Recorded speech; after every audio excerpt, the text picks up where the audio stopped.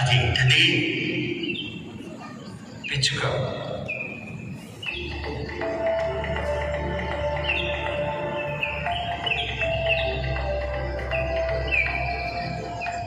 బాబు, అదేంటది?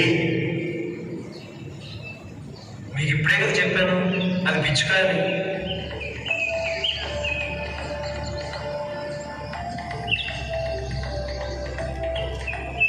బాబు, ఇదేంటిది?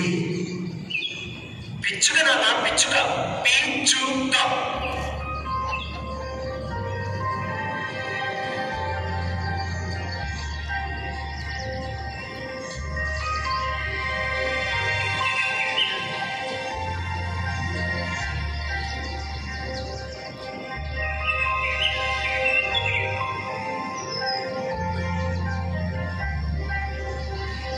బాబు, అదేంటది? ఎందుకని విసిగిస్తున్నావు? అది పిచ్చుకని చాలాసార్లు చెప్పానుగా, అర్థం కాలేదా?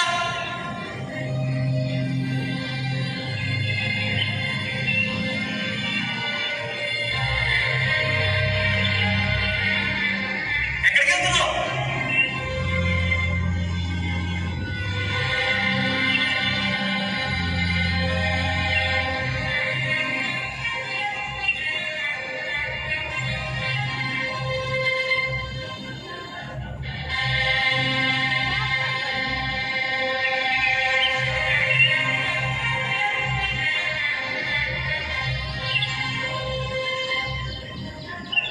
ఇది చదువునాయన. 20 సంవత్సరాల క్రితం నేను నా కుమారుడు ఇదే గార్డెన్లో కూర్చున్నాం. కొంచెం గట్టిగా చదువు బాబు. మాకు ఎదురుగా ఒక పిచ్చుక వచ్చినప్పుడు అది ఏమిటి నాన్న అని 21 సార్లు అడిగాడు. అప్పుడు అడిగిన 21 సార్లు కూడా చెప్పాను అది పిచ్చుక అని. అది పిచ్చుక. అదే ప్రశ్న మళ్ళీ మళ్ళీ అడిగినప్పుడు చిరాకు పడకుండా, విసుగు చెందకుండా అడిగిన ప్రతి ఒక్కసారి కూడా నా కుమారుడిని కౌగిలించుకున్నాను.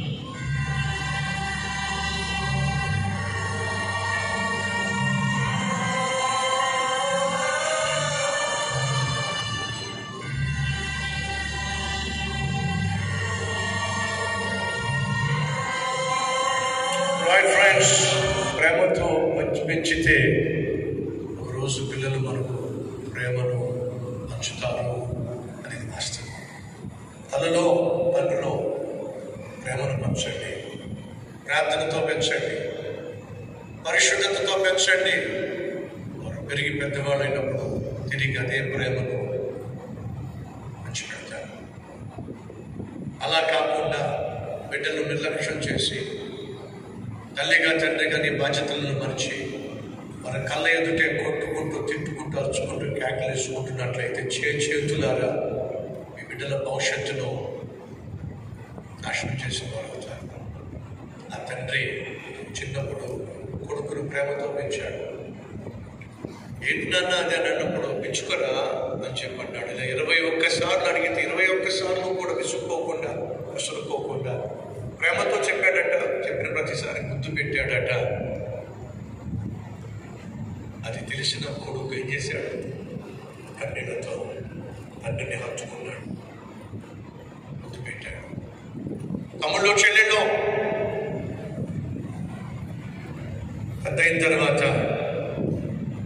మరింత ఆరోగ్యంగా ఉండాలంటే, ఆయుష్ పెరగాలంటే వినో, కన్నటువంటి తల్లిని తండ్రిని సన్మానించు. సంతాపం తీసుకురావద్దు, ఏడిపించొద్దు.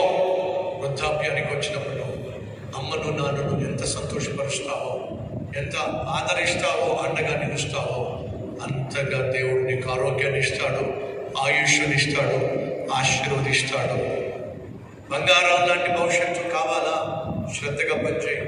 బంగారం లాంటి భార్యగా భర్తగా జీవించాలని ఆశపడుతున్నావా? ప్రార్థన, ప్రేమ, పరిశుద్ధత కలిగి జీవించు. బంగారం లాంటి బిడ్డలను చూడాలని ఆశపడుతున్నావా? ప్రేమతో, ప్రార్థనతో, పరిశుద్ధతతో నీ బిడ్డలను పెంచు. మంచి రోజులు రాబోతున్నాయి.